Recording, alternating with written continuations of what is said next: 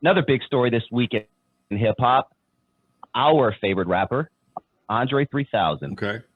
released an Okay. album, but it was an all flute Okay. album. No rapping, no lyrics, just him, the flute, and some meditation type sounds in the back. It sounds like you haven't heard about this. What do you think about Andre 3000? 50 years old, and he's saying, "Yeah, okay, talk to me." I haven't heard any music from the album, but you know, when you get to a certain age, a certain point in your life, Andre 3000, I'm quite sure he's pretty straight financially. I'm willing to bet him and Big Boy, they ain't begging for nothing at this time in their life. He ain't done that in God knows how long. And he may be on some meditation type stuff, man. My boy Atron did a piano music song, a piano music album with the same kind of vibe. You know, it's laid back vibe, and you know, the flute is a very sensual instrument, man. I haven't heard anything. Like I said, I haven't heard anything. I don't know what it sounds like, but just knowing about the flute. Flute was one of my favorite instruments next to the saxophone. I like to hear what he had to say, but again, as a grown ass man, you know, he ain't got nothing to prove to nobody no more. He ain't got nothing to prove, nothing. You're a grown ass man, and if you want to do some kickback in the backyard, smoke some weed to a flute music, go right ahead. Other people do it all the time and make a killing. Hell yeah. Okay. And you know, Jimmy Z, was he playing the flute or sax? Yep. He said he played the flute. Eazy Steve says Jimmy Flute, fuck you flute of the roof. I remember Jimmy Z. Jimmy Z had some bad shit. He didn't do as well as he should have. But again, you know, you got to understand the label. If you're on Ruthless doing something at that time, doing something other than gangster rap, you're probably gonna get no attention.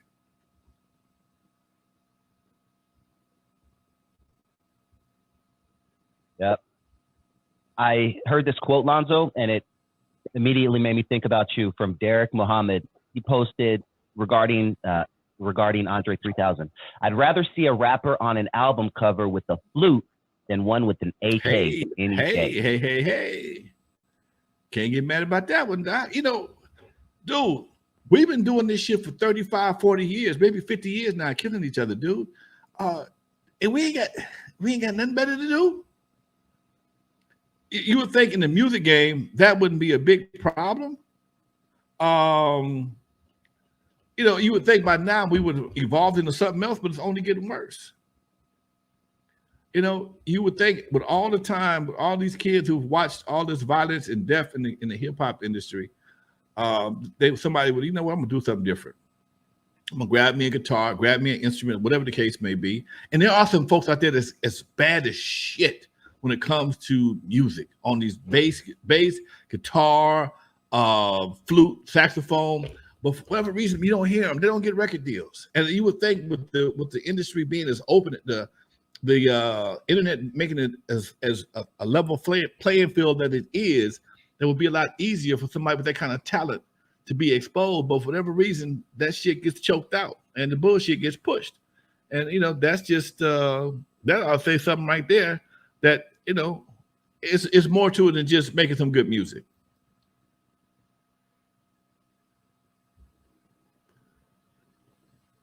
Yep. Let's move on to Easy Street, Lonzo. I want to talk about that. Specifically something that I've noticed. You know, you said your phone's been off the hook. I've been seeing this everywhere on every major channel, every news outlet, and something I don't like. And I know I shouldn't fight your battles for you. Shout out Easy Steve. I know I shouldn't fight your battles for you without what you knowing about the situation or caring about the situation. But I've read so much stuff about Easy Street this past week, and maybe 1 out of 10 publications mention Alonzo Williams as the person who spearheaded this thing. Does that bother you at all, or are you pretty much just used to it, you know, given your past of barely being recognized for what you've done in hip-hop? It's not this Easy Street is not about me. It's because of me, but it ain't about me. You follow what I'm saying? In the press release, it was written in the press release on all of them. I had was 2 different press releases written out. I mean, that was produced. One by the city of Compton, one by the PR person that we hired, Phyllis Pollock, and I was inserted in both of them, you know, and as a major player making this happen. But for whatever reason, people tend to rewrite press releases. They'll rewrite them. If they read them verbatim, I'm all through it. But if they don't and they want to edit it, and they'll just do what they do.